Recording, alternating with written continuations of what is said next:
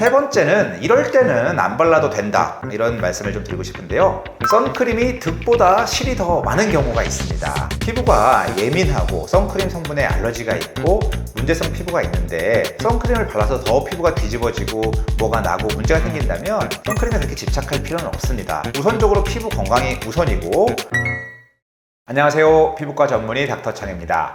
오늘은 자외선 차단제에 대해서 설명을 좀 드릴까 합니다. 이제 햇빛이 아주 강한 계절이 됐는데요. 우선 자외선이 무엇인지에 대해서 먼저 알아볼게요. 여러분들 자외선을 많이 들어봐서 자외선 UVA, B, C로 구분되는 거 많이 들어보셨을 거예요. 그 중에서 UVC는 우리가 좀 무시해도 될 만큼 오존층에서 잘 차단이 되기 때문에 크게 신경을 안 써도 됩니다. 하지만 환경 문제로 인해서 오존층이 파괴되고 하는 부분에 있어서는 우리가 경각심을 또 가져야겠죠. UVB가 에너지가 강하고 우리 피부에 주로 데미지를 주는 자외선입니다. 그래서 UVB를 잘 차단을 해줘야 되는 것이고요. 다만 UVB는 잘 반사되기 때문에 창문을 통해서 들어오거나 하지는 않습니다. UVA 같은 경우에는요, 그 에너지는 약하지만 잘 침투해서 실내로도 창문을 통해서 들어올 수 있는 그러한 자외선이고요. 피부를 검게 색소 침착을 일으키기도 하고요. 많은 양을 받을 경우엔 역시 피부에 데미지를 입을 수가 있습니다. 이러한 자외선은 피부에 안 좋은 영향을 미치는데요. 주로 피부 노화를 일으키는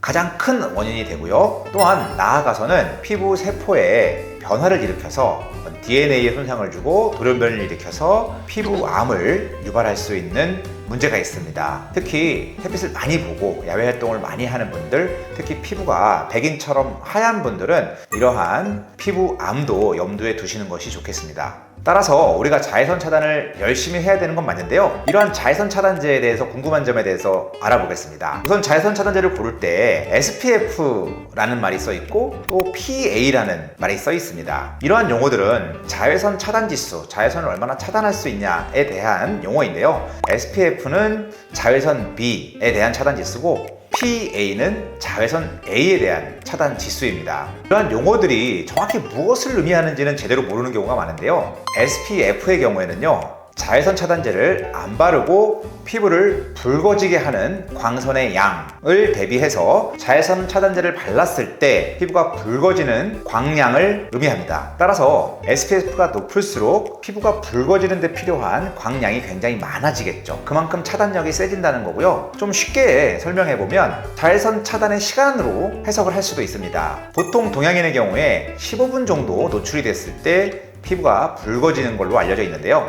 SPF 1인 경우에는 15분 정도 자외선을 차단해준다고 보고 SPF 30의 경우에는 30배, 따라서 450분, 시간으로 치면 4시간 반 정도 차단이 된다고 볼 수가 있겠습니다. 따라서 SPF 50의 경우에는 12시간 반 정도 차단이 되는 것이죠.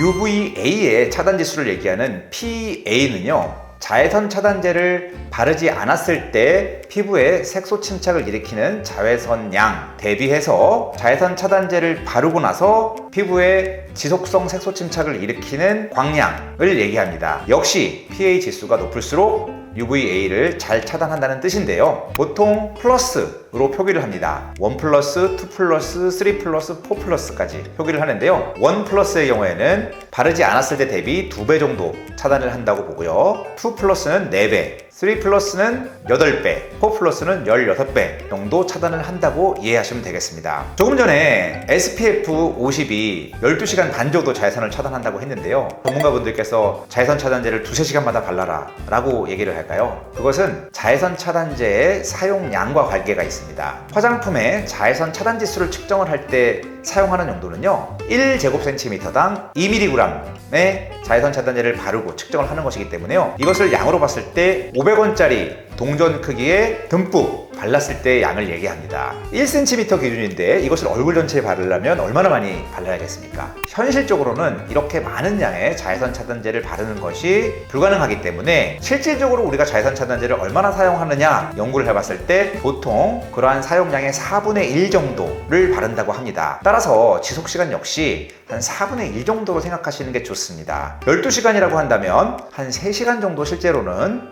지속될까 말까 한다는 것으로 볼 수가 있겠습니다. 따라서 SPF는 좀 높은 것으로 사용을 하는 것을 추천을 드립니다. 다음으로 궁금해하는 것이 무기자차, 유기자차, 이것이 무슨 차이가 있는지 궁금해하시는 분들이 있습니다. 정확하게 얘기하면 무기자차는 물리적 자외선 차단제, 유기자차는 화학적 자외선 차단제를 말합니다. 자외선을 차단하는 그 기전이 물리적인 방식이냐 아니면 화학적인 방식이냐에 따라서 구분을 하는 것이죠. 무기자차와 유기자차는 각각 장단점이 있는데요. 유기자차의 경우는 자외선 차단 성분이 피부 속으로 흡수되고 자외선을 그런 물질들이 흡수해서 열로 발산시키는 그러한 원리입니다. 백탁이 적고 발림성이 좋기 때문에 우리 사용하기에 편리한 장점이 있습니다. 다만 피부에 자극을 일으킬 수 있기 때문에 민감성 피부를 가진 분들이나 피부 질환을 가진 경우에 있어서는 문제가 있을 수가 있습니다.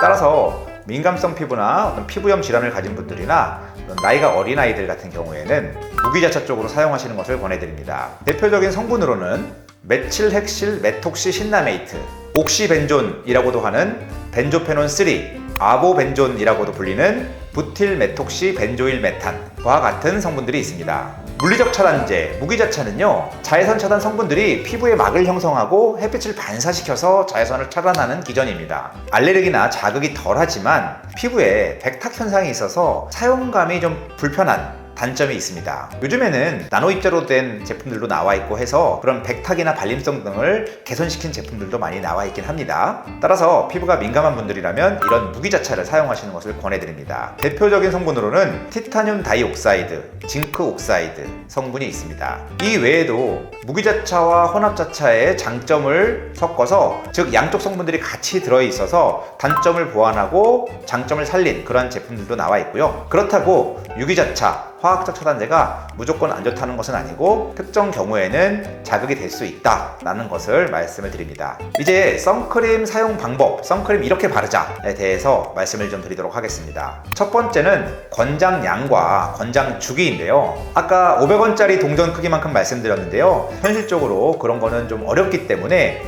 본인이 바를 수 있는 한도 내에서 어떤 백탁이라든지 여러 가지 사용감을 고려했을 때 최대한 많은 양을 발라주시고, 한 번에 많은 양을 바르기가 좀 어렵다면 2번 더 바르는 것도 좋은 방법입니다. 선크림을 바르는 주기는 좀 전에 말씀드렸듯이 2~3시간 간격으로 도포하는 것이 좋지만, 일반적으로 일상생활을 할 때 아침에 바르고 점심 때 나가기 전에 바르고 저녁 때 이렇게 하루 3번을 권해드리는데요. 저녁 같은 경우에는 계절에 따라서 자외선의 정도가 많이 차이가 나기 때문에 이미 해진 다음에는 바를 필요가 당연히 없겠죠. 해가 어느 정도 있는 경우에는 해가 질 무렵에도 자외선이 있기 때문에 바를 수가 있고요. 노출 시간이 짧다 한다면은 저녁 때 바르는 것은 좀 생략할 수도 있겠습니다. 이러한 문제는 개인적으로 잘 판단하셔서 사용을 하시는 것이 좋겠습니다. 철저하게 차단을 해서 관리를 하고 싶은 분들은 바르시면 되겠고요. 이 정도는 큰 문제가 없다, 저는 그렇게까지 꼼꼼하게 사용하진 않고 햇빛에 노출되는 시간이 그닥 길지 않다고 한다면 저녁 때 정도는 생략하는 것도 무방하다고 생각을 합니다. 여기서 주의할 것은, 본인 피부가 어두운 분들은 오히려 자외선 차단제를 열심히 발라서 더 까매지는 것을 막으려고 하는데, 피부가 하얀 분들이 오히려 햇빛의 데미지는 더 잘 받거든요. 백인들에서 피부암이 많고 노화가 잘 되잖아요. 따라서 햇빛 봐서 얼굴이 별로 어두워지지 않는 하얀 분들도 사실 자외선 차단제가 중요합니다. 이런 분들은 특히 화상을 잘 입죠. 그래서 그런 본인의 피부 특성을 잘 판단해서 사용을 하시기를 바라겠습니다. 두 번째는 꼼꼼하게 발라야 됩니다. 자외선 차단제 대충 바르면 얼굴 가운데만 쓱쓱 바르고 가장자리 부분에 안 발려있는 경우도 많고요. 그리고 목에도 가급적이면 바르시는 것을 추천드립니다. 목도 노화가 많이 되고 자외선에 항상 노출되는 부분이고 모자에도 가려지지 않는 경우가 많기 때문에 목에도 꼭 사용하시고요. 귀 부분이나 목 뒤 부분에도 피부암이나 이러한 것들이 잘 발생하는 부분이기 때문에 특히 손등도 노화가 굉장히 잘 되는 부분이고, 얼굴은 동안인데 손만 나이 든 분들도 종종 있죠. 그래서 손등 같은 경우도 꼼꼼히 잘 챙겨 발라주십시오. 세 번째는, 이럴 때는 안 발라도 된다, 이런 말씀을 좀 드리고 싶은데요. 선크림이 득보다 실이 더 많은 경우가 있습니다. 피부가 예민하고 선크림 성분에 알러지가 있고 문제성 피부가 있는데 선크림을 발라서 더 피부가 뒤집어지고 뭐가 나고 문제가 생긴다면 선크림에 그렇게 집착할 필요는 없습니다. 우선적으로 피부 건강이 우선이고 물론 햇빛을 차단해주는 것도 중요하지만 피부에 문제가 됨에도 불구하고 자외선 차단제를 바를 필요는 없습니다. 하지만 자외선이 악화시킬 수 있는 피부염도 있기 때문에 이런 경우는 꼭 발라야겠죠. 대표적으로는 주사 피부염이라든지 루푸스, 햇빛 알레르기와 같은 여러 질환에서는 자외선 차단을 잘 해주는 것도 중요합니다. 다음으로는 실내에만 있는 경우, 실내에 있는 경우에도 자외선 차단제 집착해서 열심히 바르시는 분들도 계신데, 사실상 우리 실내에 있는 조명 같은 경우에는 그 자외선 양이 굉장히 미미합니다. 그리고 이렇게 멀리 떨어져 있기 때문에 그러한 정도의 자외선 양은 무시하셔도 될 정도이기 때문에 실내에 있는 경우에는 자외선 차단제를 안 바르셔도 됩니다. 다만 창문 가까이에 있는 경우, 창문이 굉장히 많이 있는 경우에는 UVA가 영향을 미칠 수 있기 때문에 이러한 경우에는 발라주시는 것이 도움이 되리라 생각합니다. 그렇다면 실내에 있다가 밖에 잠깐 나갈 때는 어떡하냐? 이럴 때는 경우에는 여러분들의 판단에 맡기겠습니다. 잠깐 외출하고 햇빛이 별로 없을 때, 이럴 때는 굳이 안 발라도 된다고 생각을 하는데, 요즘같이 햇빛이 강한 날씨에는 5분, 10분 햇빛에 노출이 되더라도 금방 피부에 데미지가 올 수 있기 때문에 이렇게 햇빛이 강한 곳, 특히 해변가라든지 12시에서 2, 3시 이렇게 햇빛이 강한 점심때 어느 정도 노출이 될 때는 차단을 꼭 하는 것을 권해드리는데, 자외선 차단제 바르는 것이 번거롭다고 할 경우에는 모자 또는 우산, 양산 이런 것들을 충분히 잘 활용하실 수도 있겠습니다. 다음으로는 이럴 때는 자외선 차단제를 꼭 발라라 할 때가 있습니다. 햇빛이 강할 때는 정말 10분만 노출돼도 금방 얼굴에 주근깨가 생기거나 화상을 입거나 까매진 경우가 있습니다. 특히 요즘 같은 피서철에 해변가에 가서 햇빛이 직사광선이 내리쬐는 곳에 있는다든지 잠깐 노출이 된다 하더라도 자외선 차단제를 꼭 사용하시는 것을 추천을 드립니다. 물론 야외 스포츠를 하거나 좀 장시간 야외에 노출될 경우에도 마찬가지로 자외선 차단제를 바르셔야 됩니다. 땀을 많이 흘리거나 물에 접촉할 경우에는 워터프루프를 사용해서 자외선 차단제가 씻겨 나가는 것을 방지해 주시는 것이 좋고요. 워터프루프 같은 경우에는 세안 시에 잘 닦이지 않기 때문에 이중 세안을 권해드립니다. 다음으로는 자외선 차단 용품을 잘 활용하자입니다. 자외선 차단제 외에도 충분히 차단할 수 있는 것들이 많이 있죠. 마스크를 쓸 수도 있고, 모자를 쓸 수도 있고, 양산을 쓸 수도 있습니다. 팔의 경우에는 긴팔이나 토시 같은 것을 착용해서 또 막을 수가 있겠죠. 따라서 꼭 자외선 차단제가 아니더라도 특히 잠깐 외출할 경우에는 이런 것들로 충분히 커버가 가능하기 때문에 잘 활용하시는 것을 권해드리겠습니다. 마지막으로 자외선 차단제 겨울에 안 바르다가 작년에 썼던 거를 다시 꺼내서 요즘 쓰시는 분들이 있으실 텐데요. 특히 자외선 차단제를 잘 안 바르시는 분들은 한동안 안 쓰다가 다시 꺼냈을 때 유통기한을 꼭 확인하시기 바랍니다. 특히 개봉 후 유통기간을 잘 확인해서, 보통 이제 1년인 경우가 많기 때문에 가급적이면 1년이 된 제품들은 폐기하시고 새로 자외선 차단제를 구매하셔서 사용하시는 것이 자외선 차단 효과를 잘 유지하실 수 있을 것으로 판단이 됩니다. 만약에 야외 활동을 하면서 땀, 노폐물, 각종 먼지 이렇게 얼굴에 조금 묻을 수도 있잖아요. 이런 경우에는 선크림을 바로 덧바르는 게 좋은지, 아니면 세안을 하고 다시 선크림을 바르는 게 좋은지, 어떤 게 좋을까요? 사실상 선크림을 덧바르는 게 좀 쉽지가 않습니다.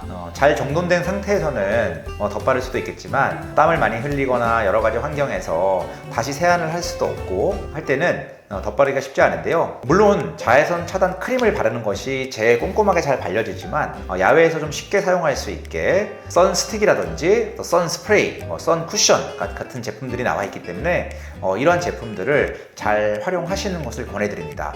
땀이 났는데 못 씻을 경우에는 어느 정도 땀 정도만 닦아내신 다음에 그러한 제품들로 사용을 하시는 것을 권장을 드리겠습니다.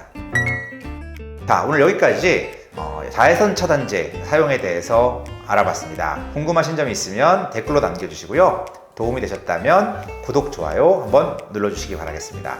감사합니다.